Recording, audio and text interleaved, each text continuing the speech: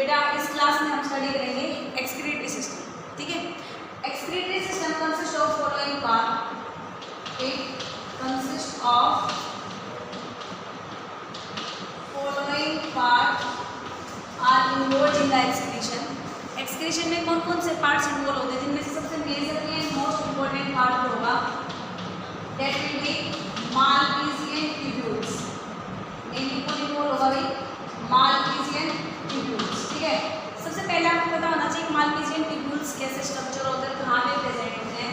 तो first of all बेटा Malpighian tubules होते हैं, they are long very fine unbranched yellow colour blind tubules. ठीक है, लंबे लंबे फाइन और येलो कलर के ब्लाइंड ट्यूब्यूल्स होते हैं, जो कहाँ पे प्रेजेंट होंगे, at the junction of the midgut and hindgut. ठीक है, तो कैसे डिफाइन करेंगे, they are long fine unbranched yellow colored blind tubules which are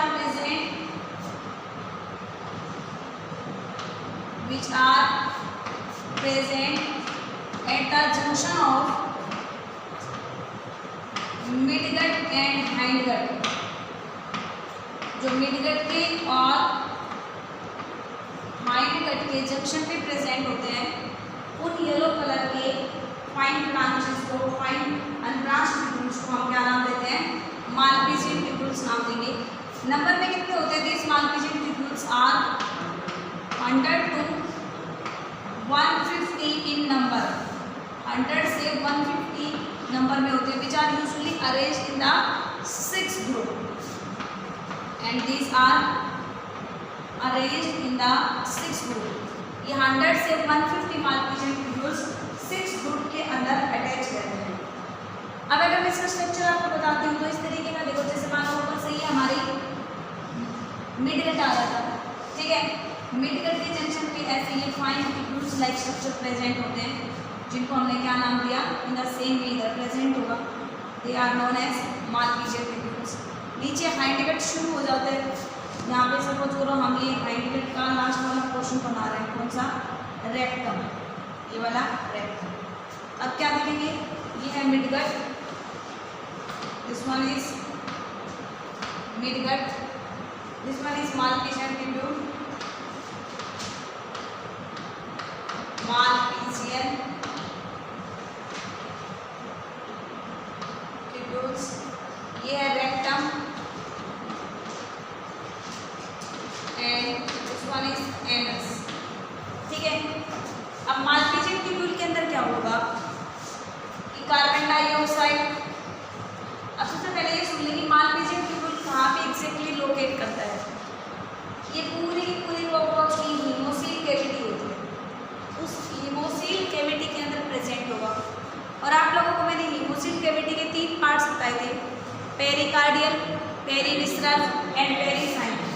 ये पेरिकार्डियल कैविटी थी जिसमें हार्ट प्रेजेंट था, उसके भी नीचे वाली पेरीविस्रल थी एंड सबसे नीचे वाली कौन सी थी, पेरीन्यूरल साइनस था, जिसमें वेंट्रल नर्व कोड प्रेजेंट थी। तो मालपीजियन ट्यूब्यूल का जो डिस्टिल एंड है that will freely float in the haemolymph of the perivisceral cavity. ये पेरीविस्रल कैविटी के अंदर प्रेजेंट है। अब हमें पता है कि कैविटी ब्लड से फिल्ड रहती है, तो पेरीविस्रल कैविटी में भी चारों तरफ ब्लड भरा होगा।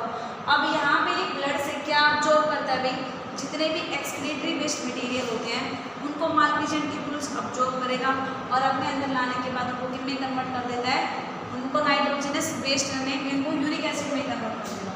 तो यहाँ पे देखोगे आप ब्लड से कार्बन डाइऑक्साइड को लेगा, ब्लड से ये वाटर मॉलिक्यूल्स को भी ले लेता है, ब्लड से ये urates of sodium and potassium इनको ऑब्जर्व करेगा। इन सब के साथ में bicarbonates of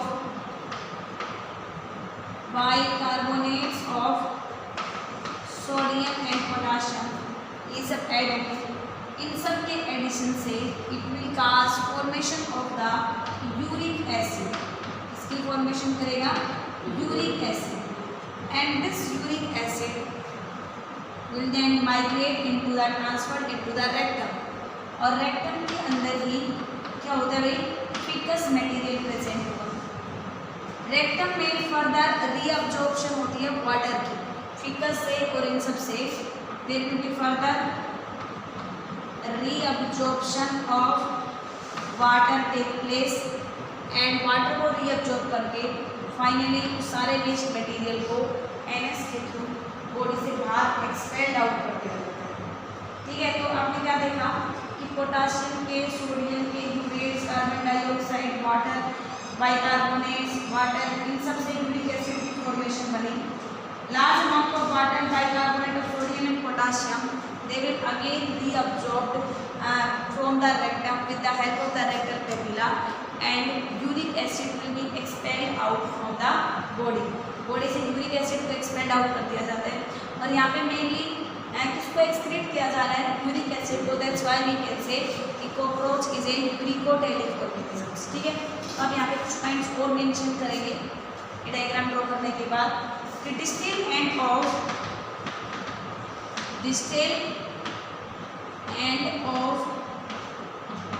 Malpighian tubule float in the perivisceral sinus, float in the perivisceral sinus। तो perivisceral sinus के अंदर क्या करेगा, फ्लोट करेगा, and in the Malpighian tubules. ठीक है, या फिर क्या करेंगे, this Malpighian tubules will extract, this Malpighian tubule will extract the metabolic waste, will extract the metabolic waste. कौन सा मेटाबॉलिक वेस्ट बेटा, like urates of sodium and potassium, carbon dioxide, bicarbonates of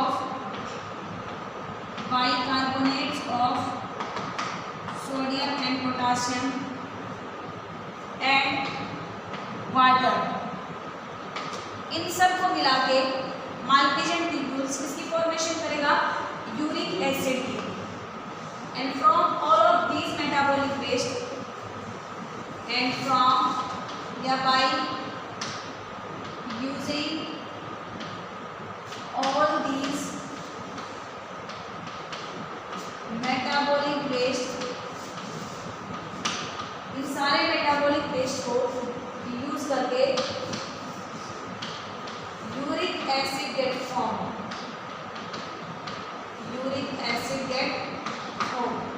and further this uric acid will be transferred। कहाँ पे transfer कर देंगे इस uric acid को, hindgut के कौन से पार्ट में, रेक्टम पार्ट में, will be transferred into the rectum, और इस रेक्टम रीजन के अंदर वाटर का और बाइकार्बोनेट्स का क्या होगा बेटा, रीअब्जॉर्प्शन होगा, जिसको वापस ब्लड में भेज दिया जाएगा। ठीक है, and from the rectum there will be further reabsorption of water and bicarbonates take place, which will be transferred into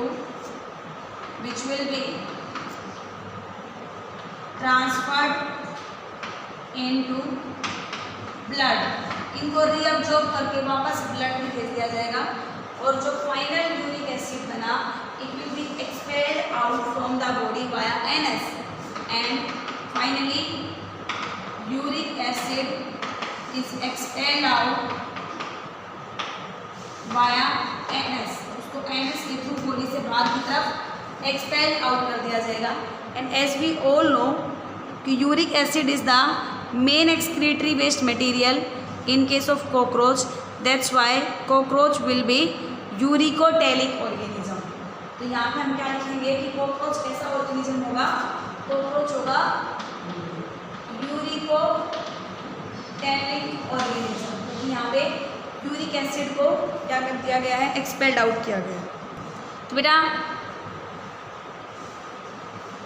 next to the Malpighian tubules, there are some additional organ are also present which are involved in the excretion, जिनमें से one is fat body। सबसे पहले हम बात करेंगे fat body के बारे में। This fat body consist of the fat cells which are present below the blood body wall. It consist of fat cells which are present, जो कहाँ पे प्रेजेंट होंगी, बॉडी वॉल के नीचे प्रेजेंट होंगी, present below the body wall. But ये internal organ में नहीं होती। याद रखें कि fat cells are not present in the internal organ. हम ये नहीं कह सकते कि फैट सेल हमारे कॉकरोच के हार्ट के अंदर भी प्रेजेंट होंगे। ये बॉडी स्पेस में प्रेजेंट होते हैं, लेकिन they do not found in the internal organ and they are analogous to the, analogous का मतलब समझते हो आप, जिनका फंक्शन सेम और स्ट्रक्चर डिफरेंट हो, ऐसे ऑर्गन को हम एनालोगस कहते हैं। They are analogous to the vertebrate liver। Vertebrate के लीवर के जैसा ही फंक्शन करती हैं। इनका भी कहीं ना कहीं रोल जो होता है वो किसमें होता है, एक्सक्रीशन में होता है। इनका काम क्या होता है, they get the excretory matter, they get excretory matter from the blood, वो ब्लड से एक्सक्रीटरी मैटर को लेते हैं। फैट बॉडी के अलावा नेक्स्ट होंगी नेफ्रोसाइट्स। नेफ्रोसाइट्स ऐसी सेल्स होती हैं जो कहाँ पे अरेंज होती हैं, हार्ट के दोनों साइड अरेंज होंगी एंड ये हार्ट के दोनों तरफ प्रेजेंट होंगी। Because of this reason they are also known as pericardial cells. They are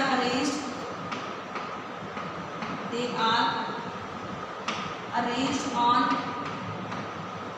each side of heart and that's why also called, and that's why they are also called pericardial cell। इसलिए इनको हम pericardial sales भी कहते हैं, क्योंकि heart के दोनों तरफ प्रेजेंट होते हैं। इन सेल्स का एग्जैक्ट फंक्शन अननोन है, but it is assume that they are also excretionary function, मतलब एग्जैक्ट फंक्शन इज अननोन। हम एग्जैक्टली नहीं कह सकते कि इनका मेन फंक्शन क्या है, exact function is unknown, but they are also involve in the excretion. They are also involve in excretion में भी involve. Next to the nephrocyte and fat bodies, there are some other glands which are known as uricose gland। Next बेटा uricose gland। अब आप सबको पता है कि हम यूरिकोज gland किसे नाम देते हैं, they are the another name of the long tubules of utricular gland, और उनका फंक्शन था यूरिक एसिड को स्टोर करना। That's why we can say they are also involved in the excretion. Uricose gland को हम क्या कहते हैं, they are also known as uricose gland को long tubules of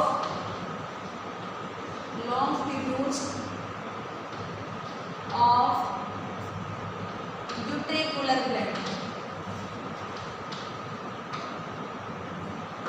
and these uricose gland are named so because they store uric acid। जो uric acid को store कर रहा है मीन्स एक टाइप से एक्सक्रीशन में रोल प्ले कर रहा है।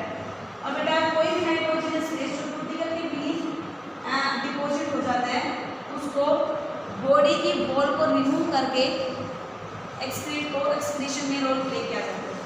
अब उस प्रोसेस को हम नाम देते हैं मोल्टिंग। आप सब जानते हैं कि कॉकरोच में मोल्टिंग की प्रोसेस होती है। मोल्टिंग प्रोसेस में क्या होता है, एक्टाइसिस जिसे कहते हैं, कॉकरोच अपनी बॉडी वॉल को रिमूव कर देता है। अब क्या होता है कि जो भी नाइट्रोजनस वेस्ट है वो क्यूटिकल के जस्ट बीनीथ लाई कर गए, और जब मोल्टिंग होगी तो उसके साथ साथ में वो भी निकल जाते हैं। तो इस तरीके से हम क्या कह सकते हैं कि क्यूटिकल का भी एक रोल होता है एक्सक्रीशन के अंदर। इसमें हम क्या मेंशन करेंगे कि the nitrogenous waste that get accumulate, the nitrogenous waste that get accumulate beneath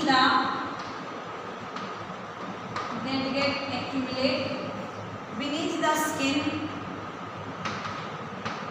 beneath the cuticle,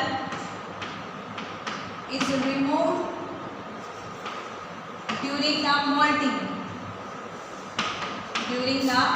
molting, या फिर हम क्या कह सकते हैं, एक्डाइसिस।